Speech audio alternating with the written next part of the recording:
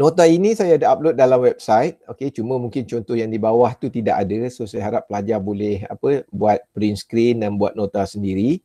Dan saya juga akan upload video ini ke YouTube channel. So saya harap pelajar dapat menontonnya untuk rujukan. Okey, so tujuannya sama. Cara ini diberi nama quantity balance method. Okey, tujuan asal dia adalah untuk mengira kadar alir atau kita buat estimation kadar alir untuk setiap pipe.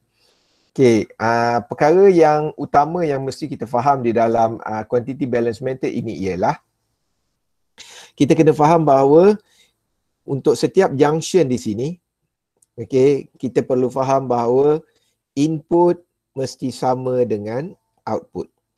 Okey, idea yang sama juga digunakan di dalam Hardy Cross method. Jadi, contohnya di dalam gambar raja yang kita ada satu output di sini dan satu output di sini. Dan kita ada satu output, input ada dua, output ada satu. Jadi, kita kata ada dua input, tetapi total flow rate ataupun total kadar alir mestilah sama dengan satu output. So yang ini saya harap awak telah memahami daripada fluid 1, fluid 2 lagi kita dah belajar. Ini adalah continuity equation. Okey, setelah itu apa yang kita buat? Kita tulislah continuity equation daripada gambar rajah tersebut. Saya rasa awak pun boleh nampak kita ada dua input di sini dan ada satu output. So kita boleh tulis QAB campur QCB sama dengan QBD. Kemudian kita ada rumus untuk losses kerana setiap pipe akan menghasilkan losses. Oleh itu dalam pembelajaran sebelum ini kita telah ringkaskan pengiraan losses adalah HF sama dengan KQ square. Okay, kita juga boleh menulis DHF over DQ, maknanya kita bezakan equation ini. DHF over Q, so kita dapat 2KQ. Kemudian kita boleh ubah, rearrange equation ini. Kita boleh menulis DHF sama dengan 2K times Q DQ. Kemudian kita boleh ubah juga nilai K sama dengan HF over Q kuasa 2. Yang ini kita ubah dari mana? Kita ubahlah dari sini. Okey. So yang ini kenapa keempat-empat ni kita sediakan kerana kita akan simplify equation yang kita akan guna. Okey, so kemudian kita kata andai kata kita substitute nilai K di sini di dalam nilai K equation ini, kita boleh menulis seperti ini dan akhirnya kita boleh ringkaskan menjadi ini. Okay, jadi inilah equation yang akan kita cuba ringkaskan berdasarkan kepada continuity equation yang kita ada. Okay, jadi first kita ada QAB campur QCB sama dengan QBD. So yang ini adalah berdasarkan input dan output yang kita ada. Kita ada dua input tadi dan ada satu output. Itu sebab kita tulis dua input sama dengan satu output. So jadi saya harap awak dapat faham equation tersebut ditulis berdasarkan apa. Okey, kemudian saya harap awak dapat fahamkan kewujudan DQ di sini. Di sini kita kena faham bahawa kita ada dua input bertemu di dalam satu point dan akhirnya menghasilkan satu output. Di sini output. Oleh itu apa yang kita buat, kita akan ambil sedikit daripada input yang pertama, kita top up pada output dan kita ambil sedikit pada sedikit daripada input yang kedua dan kita top up juga pada output. Jadi awak kena faham bahawa mungkin kita ambil jumlah pada input yang pertama tidak sama dengan jumlah yang kita ambil pada input kedua. Dan setelah dua ini kita top up di dalam output, membawa maksud output juga akan memberi nilai yang berbeza. So contohnya, mungkin kita ambil 2 pada input yang pertama, 3 pada input yang kedua, output akan menjadi total 5. Okay, oleh itu di dalam equation kita akan tulis DQAB, maksudnya kita ambil DQ tu awak faham DQ tu maksudnya kita just ambil a small portion from AB lah.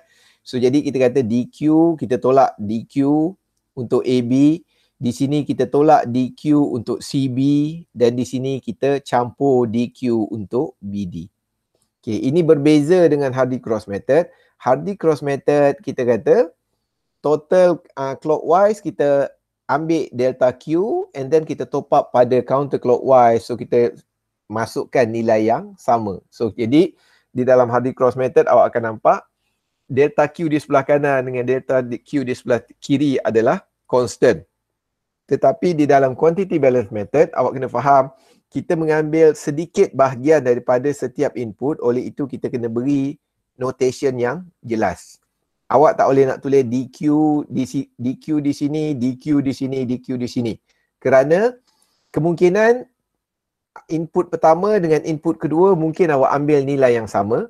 Tetapi apabila dua input ini, okay, kita gabungkan untuk kita top up pada output di sini, dia tidak akan memberi nilai yang sama. Oleh itu kita tak boleh nak maintain sebutan DQ. Okay. Yang itu saya harap awak dapat faham kerana ini penting di dalam derivation equation. Okey, jadi awak faham kita ambil sedikit daripada input yang pertama, kita ambil sedikit daripada input yang kedua, kita top upkan di dalam output yang Oleh itu nilai akan menjadi berbeza-beza. Okey. So kemudian kita kata kita boleh simplify sebutan DQ ini kepada bentuk ini. So daripada mana dia datang, kita telah simplifykan di sini. Cuma di sini kita tidak ada subscript DQ1, DQ2 ke. Jadi kalau katakan DQ1, kita akan ambil Q1 dan HF untuk 1. Okey, itu maksud dia. So jadi kita buat untuk DQAB, kita ada QAB over 2HF untuk AB darab DHF. Okey, so yang itu yang kita buat equation. Okey, saya harap awak dapat faham yang ini. Kemudian apa yang kita buat, kita masukkan nilai ini kepada setiap bahagian. Okey, ini masuk di sini dan ini akan masuk di sini. So kita akan mendapat equation seperti ini. So kemudian kita akan rearrange supaya kita mendapat sebutan dalam bentuk DHF. Okey. Dan jika kita rearrange equation tersebut, kita akan dapat QAB campur QCB tolak QBD over, maknanya perkan dengan QAB 2HF, AB, QCB dan QBD. Seperti yang ditunjukkan dalam equation ini. So equation ini sebenarnya kalau diringkaskan kepada bentuk yang lebih general, dia akan membawa nilai seperti ini. Maksudnya adalah total kadar alir pada inlet, maksudnya QAB dan QCB adalah inlet, ditolakkan dengan kadar alir pada outlet. Oleh itu ini adalah betul, kejap tu macam ada dubbing dua suara. Ya. Ke ada yang awak buka dua, awak buka laptop dengan buka handphone. Orang lain okey ke? Orang lain dubbing juga ke? Sebab saya memang satu source saja. Okey doktor. Okey je doktor. Okey. Okey je doktor. Okey, saya teruskan. Okey, jadi awak nampak jadi ini adalah seolah-olah equation yang kita dapat daripada situasi kita yang mempunyai dua input dan satu output. Okey. So jadi tetapi sebenarnya kalau kita generalkan lagi, kerana mungkin awak akan ada dua input, tiga output contoh. Jadi sebutan ini dia hanya ada tiga je. Okey, jadi kita boleh membuat conclusion bahawa sebenarnya QAB campur QCB ini adalah total kadar alir untuk inlet ditolakkan dengan total kadar alir pada outlet. Kemudian kita bahagikan, oleh kerana di bahagian bawah ni, pembawah ni hanyalah ada tanda tambah. Jadi maknanya kita tak takut. So jadi kita boleh buat Q untuk inlet bahagi 2 HF untuk inlet dicampurkan dengan Q over 2 HF untuk outlet. So yang di bahagian bawah ni kita kata kemungkinan untuk berlaku kekeliruan agak kecil kerana semua parameter yang kita ada kita hanya tambahkan. Di bahagian atas kita kena berhati-hati kerana ada simbol tolak. Jadi kita khawatir awak menolak dengan bahagian yang tidak sepatutnya awak tolak, so awak akan dapat nilai yang berbeza. Oleh itu, rumusnya awak kena tahu adalah, awak kena ingat DHF sama juga dengan rumus ini. Okay. Dan seperti yang saya katakan, tujuan utama kita mengira quantity balance method adalah untuk estimate ataupun kita untuk mengagak atau mengira kadar alir untuk setiap pipe. Tetapi rumus yang kita ada sama juga macam Hardy-Cross method. Rumus yang kita ada hanyalah pada delta Q. So dalam quantity balance method, rumus yang kita ada adalah delta losses, DHF. Maksudnya perbezaan losses. Okay, jadi kita kena buat iteration, pelbagai calculation sehingga kita mendapat nilai DH yang mendekati sifar. So, tetapi nilai DHF bukanlah jawapan yang terakhir. Jawapan terakhir awak mesti propose kadar alir berapa nilai liter per second untuk setiap cabang. Okay. So, boleh nampak So, maknanya nota sampai sini adalah kita untuk derivation equation yang kita gunakan dalam pengiraan quantity balance method. Okay, so kita pergi kepada tutorial contoh penggunaan. So boleh dikatakan cara nak mudah mengenal sama ada kita nak guna Hardy-Cross method atau kita nak guna quantity balance method ialah Hardy-Cross method selalunya kita gunakan dalam keadaan jika pipe network tersebut mempunyai looping. Maknanya awak perasan Hardy-Cross method dia lebih kepada bentuk yang macam gini. So kita ada banyak pump station ke pump house ke apa kat sini. Jadi masing-masing air boleh bergerak bebas looping ke kanan atau ke kiri. Okay. Kerana kalau katakan pump house ini shut down, maksudnya air mungkin di kita kawasan sini kita boleh hubung walaupun ini tidak berfungsi. Okay, mungkin kawasan ini tidak berfungsi tapi air boleh disampaikan melalui punca yang berbeza. Okay, boleh? So maknanya awak pun boleh faham macam kita kata electrical national grid.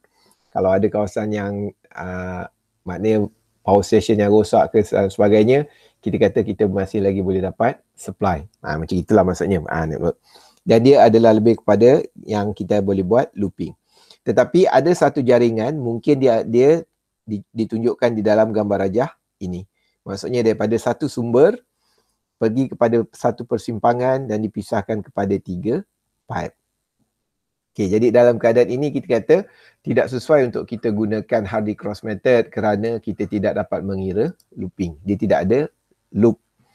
So jadi dalam keadaan ini mungkin kita kata kita terpaksa menggunakan quantity balance method. Okay, jadi contohnya kita ada dalam keadaan ini, kita ada Q in dengan nilai yang diberi 0.25 meter padu per second. Pada ketinggian J ataupun pada satu persimpangan intersection ni, dia dipisahkan kepada 3 pipe. Pipe 1, pipe 2, pipe 3 dan masing-masing dialirkan ke dalam tangki yang mempunyai ketinggian yang berbeza. So kita ada ZA 80, ZB 70 dan ZC 60. Okey, di sini kita kata soalan telah beri bahawa nilai F sama dengan 0.02. Oleh itu, awak kena ingat bahawa kita mengira losses dengan menggunakan KQ kuasa 2. Oleh itu, nilai K di sini awak perlu kira dengan menggunakan rumus iaitu F, L over D. So, kita ada 16 per L over D kuasa 5, 16 2G pi kuasa 2. Saya rasa gini. Okay, so saya harap awak dapat alert So saya harap awak dapat alert cara untuk mengira nilai K. Okay, yang ni saya harap awak dapat ingat semula daripada nota yang sebelum ini. Cuma awak check balik equation ni. Saya takut saya tersilap ingat. Okay, jadi apa yang perlu kita buat dengan ini? Okay, jadi awak kena ingat bahawa memang rumus sebelum ini kita lebih kepada DHF. Tetapi bukanlah itu jawapan terakhir. Jawapan terakhir yang kita nak ialah awak boleh tulis apakah kadar alir pada pipe 1, kadar alir pada pipe 2 dan kadar alir pada pipe 3. Jadi caranya macam mana? Pertama, oleh kerana selalunya di dalam aliran bab yang kita belajar, kita restrictkan kepada mungkin aliran itu adalah secara natural flow. Maknanya kita tidak akan ada elemen, ada pump dan sebagainya. Okay, kerana tidak dinyatakan dalam soalan. Jadi kita beranggap bahawa ada satu tangki daripada satu tempat tinggi akan dialirkan kepada 3 tangki. Oleh itu, apa yang perlu kita buat, kita kena first kita estimate ketinggian ataupun kita kena imagine bahawa inlet ini sebenarnya perlu berada pada satu ketinggian yang lain. Maknanya air daripada satu ketinggian akan mengalir secara natural kepada 3 bahagian yang lain. Okey, selalunya kalau kita ada 3 kedudukan macam gini, ada 80, 70, 60, kita kena estimate, berilah ketinggian untuk inlet ni lebih tinggi daripada ketinggian ketiga-tiga tangki tersebut. Okey. Jadi ketinggian ini saya letak 150. 150 adalah estimation. Saya cuma teka-teka sahaja, tidak ada rule yang tertentu. Maksudnya tak perlulah kita fikir kalau satu paling tinggi 80 meter, kita kena buat 2 kali ganda 160. Dia tidak ada rule seperti itu. Cuma kalau kita nak berfikir, mungkinlah kita tak perlulah letak yang terlebih tinggi, mungkin kita letak 300. Mungkin terlalu tinggi. Yang itu bergantung pada keadaan lah. Itu maksudnya tidak terhad. Okey. Okey, sebab apa? Kalau terlalu tinggi, mungkin dia akan menghasilkan kadar air yang terlalu besar. Kerana awak tahu bila air berada pada ketinggian yang tinggi, had lajunya akan tinggi dan had laju didarabkan dengan area, kita tahu Q sama dengan AV, so had laju didarabkan dengan cross section area menghasilkan kadar air yang lebih tinggi. Jadi maksudnya ketinggian juga mungkin ketinggian akan menentukan kadar air, dan kadar air di sini telah dibahagikan, telah diberi dalam soalan. Okey, jadi first awak kena imagine bahawa ia datang daripada satu inlet dan kita berilah kedudukan inlet tersebut supaya tujuan kadar air yang dinyatakan dalam soalan kita boleh wujudkan.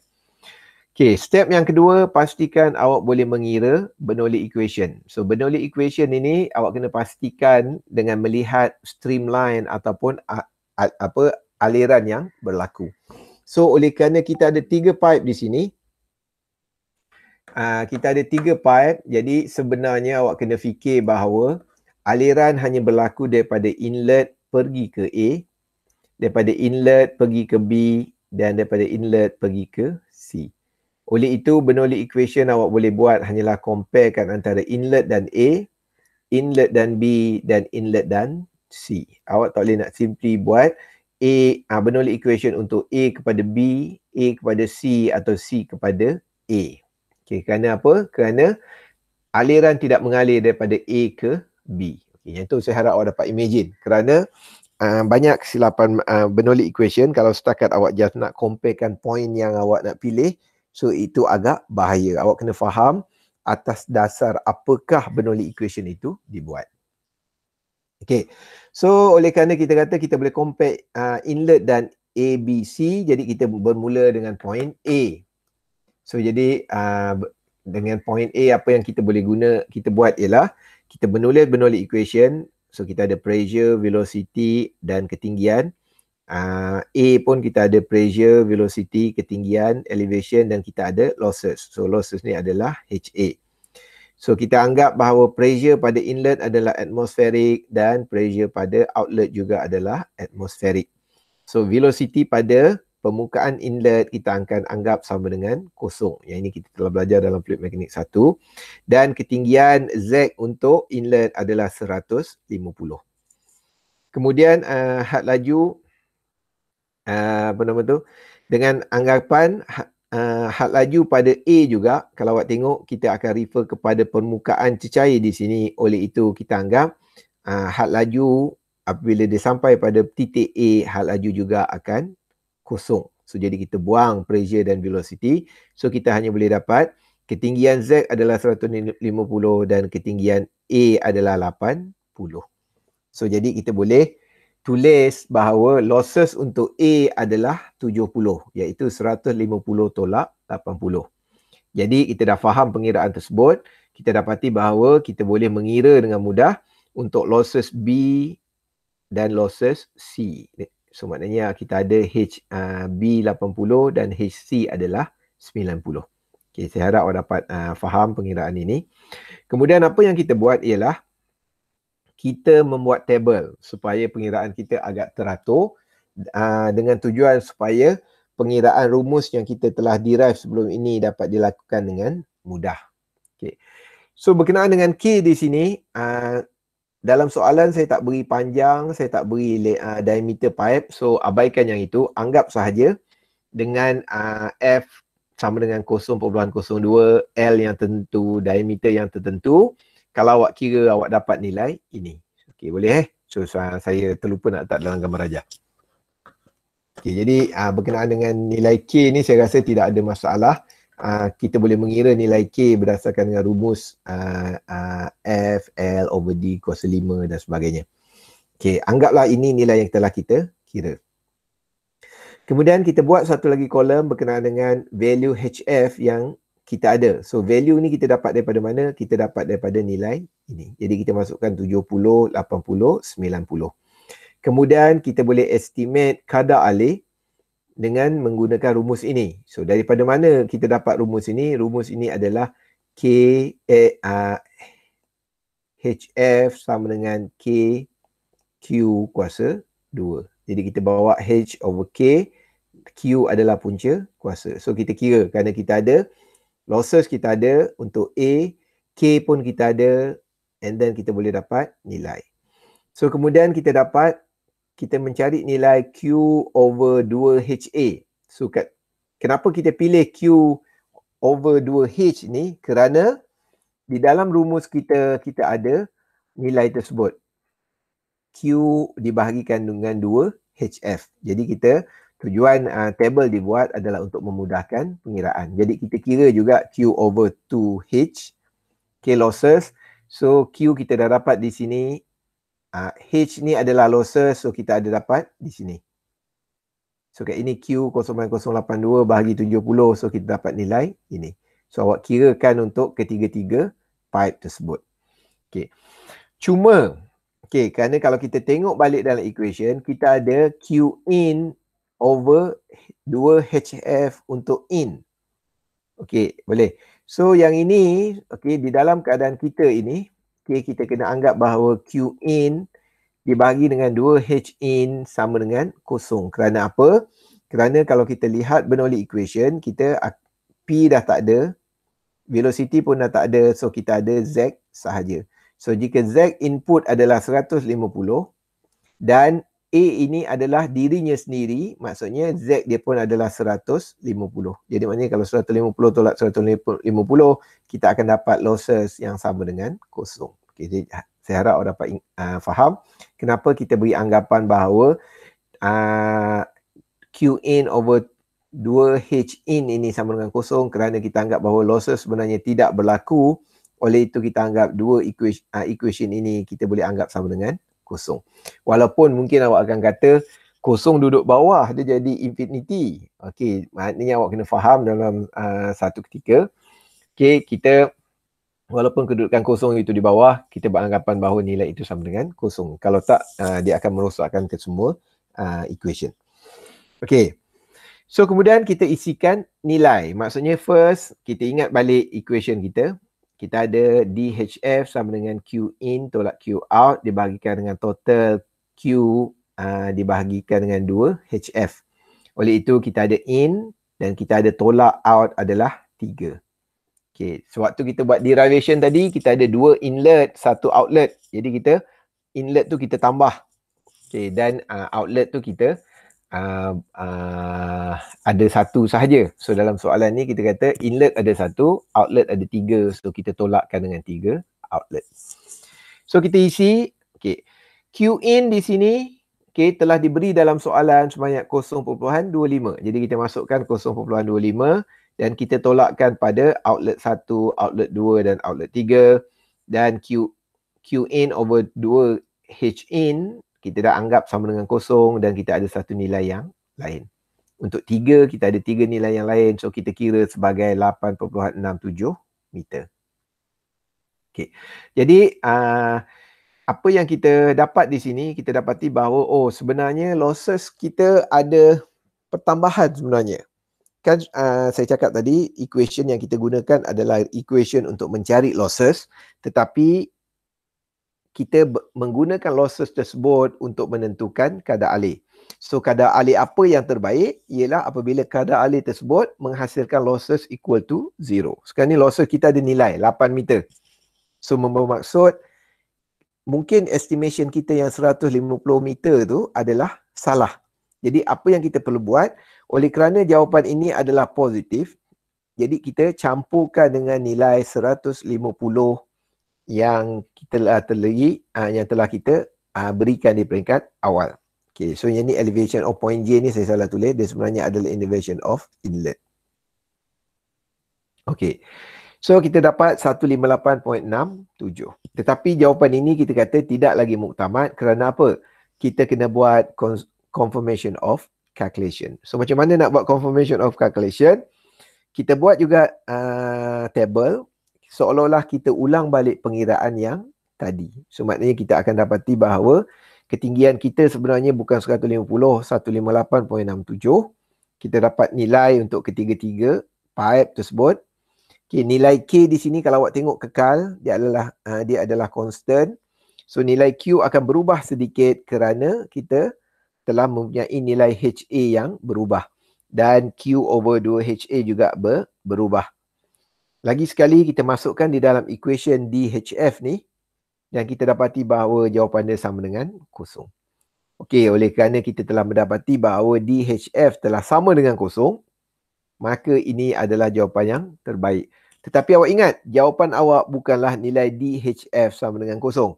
Jawapan awak ialah ini adalah kadar alih untuk setiap pipe. Jadi apa yang perlu awak buat, awak akan terpaksa buat di sini adalah intersection point. So kita ada pipe 1, kita ada pipe 2, kita ada pipe 3. Okay, jadi awak tulislah kat sini adalah 0.087, 0.083, sini 0.08. Okay. Dan seperti yang saya pernah terangkan dalam Hardy Cross method, at least awak cuba balancekan jawapan awak. So jadi kalau kita campurkan semua sekali ini 0.087, 0.083 dan 0.080, kita dapati ia akan dapat tepat 0.25 sama dengan input. Okey, kerana kadang-kala mungkin awak dah kira buat banyak, delta H awak mungkin dapat 0.0001.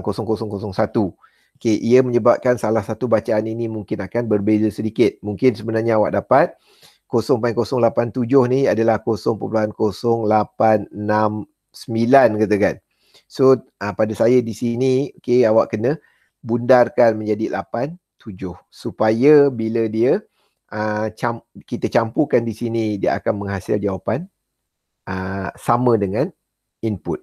So jadi maknanya pengiraan awak lebih tally dan meyakinkan lah. Kalau tak, mungkin awak kata okey, delta H dah acceptable range, tapi dekat sini kita kata mungkin ada sedikit kesalahan. Nanti orang akan kira input tak sama dengan output ni, mesti ada somewhere weird. Okay. Okay, so ini caranya dan kita kata kita akan buat sehingga dapat DHF sama dengan kosong. So untuk tutorial yang kedua, saya tunjukkan pengiraan sekiranya kita mengira 150 tu bukanlah pengiraan yang, maknanya pengiraan kita mungkin tak bermula dengan 150. Boleh sahaja, tidak menjadi masalah. Contohnya kita kata kita anggap ketinggian kita adalah 200. Jadi apa yang boleh kita buat, kita boleh mengira DHF dan kita akan boleh dapat ialah negatif 45.3. So macam mana nak dapat DHF sama dengan negatif 45.3? Kita ulang balik pengiraan pada tabel ini. So jadi pada tabel ini kita kata apa yang perlu awak buat. Okey, awak anggaplah kat sini adalah 200. So jadi 200 tolak 80 akan mendapat 120. So jadi kita letaklah kat sini 120. Ni 130, ni 140. So Q kita akan dapat nilai yang lain, betul kan? So awak kena imagine kita akan dapat nilai yang lain dan Q over 2HA pun awak akan dapat nilai yang lain. Okay, nilai untuk inlet di sini kita anggap masih lagi kosong kerana 200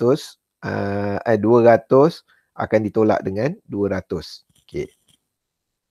Masukkan di dalam equation ini, so awak akan dapat nilai DHF di sini ialah minus, seperti yang minus 45.3. Jadi apa yang perlu kita buat dalam pengiraan ini, okay, oleh kerana dia ada simbol minus kat sini, kita tolakkan dengan nilai asal.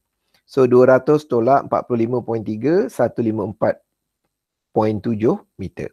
Cuma di sini kita kata pengiraan belum lagi tamat. Kita kena buat confirmation of calculation. So jadi kita kena buat dekat sini. Caranya macam mana? Kita tahu kita dapat adalah 154.7. Jadi kita mulakan pengiraan di sini bukan 158. Kita kira sampai 154.57. Tolak 80 dapat satu nilai. Sini pun dapat satu nilai. Sini pun dapat satu nilai. Kita boleh kira Q yang baharu dan kita boleh kira Q over 2H yang baharu. Kita masukkan dalam equation. So bila kita masukkan dalam equation, kita tak dapat sama dengan kosong. Kita akan dapat sama juga dengan positif pula. Positif 4.1. Jadi apa yang kita buat ialah kita campurkan 4.1 ini ke dalam jawapan yang asal kita ada, 154 ni. So kita campurkan, dia dapat 158.8. Okay, jawapan dia tak sama dengan jawapan yang satu. Jadi apa perlu yang awak buat di sini ialah awak ulang balik confirmation of calculation. So maknanya kita ulang balik yang ini, masukkan nilai 158.8 di sini, 158.8 masukkan. So awak boleh dapat satu set nilai HF yang baru. Q pun awak akan dapat nilai yang baru dan Q over 2H pun awak akan dapat nilai yang baru. Masukkan di dalam equation ini. So awak tengok apakah dia dapat kosong atau tidak. So andai kata tak dapat kosong, saya rasa dia akan dapat negatif. Kerana jawapan di sebelah sebelum ini kita dapat sekitar 15867 kan. Jadi kat sini kita kata 15887, mungkin kita akan dapat negatif 0.13 untuk kita tolak supaya dia menjadi 67. Okay, so once awak dah kira tersebut, awak boleh buat lagi confirmation of calculation, maksudnya iteration yang seterusnya sehinggalah awak mendapat nilai DH sama dengan kosong. Okay. Dan dia kadang-kadang sama juga dengan Hardy-Cross method. Kadang-kadang Hardy-Cross method kejap awak dapat positif, kejap awak dapat negatif, kejap dia akan DQ tu mungkin besar sedikit dan akhirnya baru next dia akan kecil dan awak mendapat satu nilai yang hampir dengan kosong.